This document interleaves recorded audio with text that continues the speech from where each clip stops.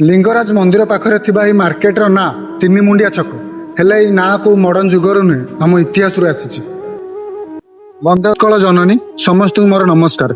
आज आम temple city of Bhubaneswar द्वितीय मंदिर को आसीचु जार नाम बैताली मंदिर बा तीन मुंडिया मंदिर बोली कहा जाए। यही मंदिर खाली भुवनेश्वर नुहे पूरा ओडिशार गोटे मंदिर बोली कहा जाए।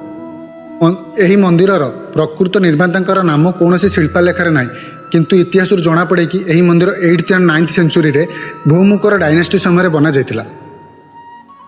यही मंदिर को खाकारा स्टाइल ऑफ कलिंग बोली कहा जाए।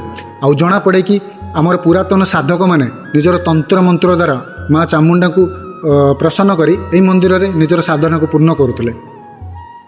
समस्ते जानी माँ गोटे रूप अनेक माँ गोटे नाम अनेक ठीक से हीपरी यही मंदिर शिखर रे थिबा तीनोटी कलश को महालक्ष्मी महासरस्वती एवं महाकाली को समर्पित करा जाय। एटी माँ चामुंडा को पूजा करा जाय। आमर देवादेवी मानकर नृत्य करिवार चित्र को बहुत सुंदर भाव में गढ़ा जायछि।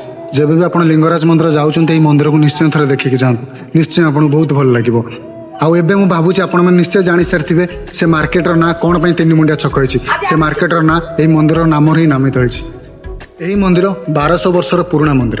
सत कहवा गले यही मंदिर बहुत किसी स्टोरी अच्छी जहाँ आपण मान सामना को आनिबा मो द्वारा एबे तो संभव नुहे किंतु आपण मानकर भल पाइबा मो सहित रहिले मु निश्चय चेष्टा करी आपण मान सामना को आनिया और से पर्यंत मते आपण मानकर सपोर्ट और भल पाइबा निहाती दरकार। धन्यवाद।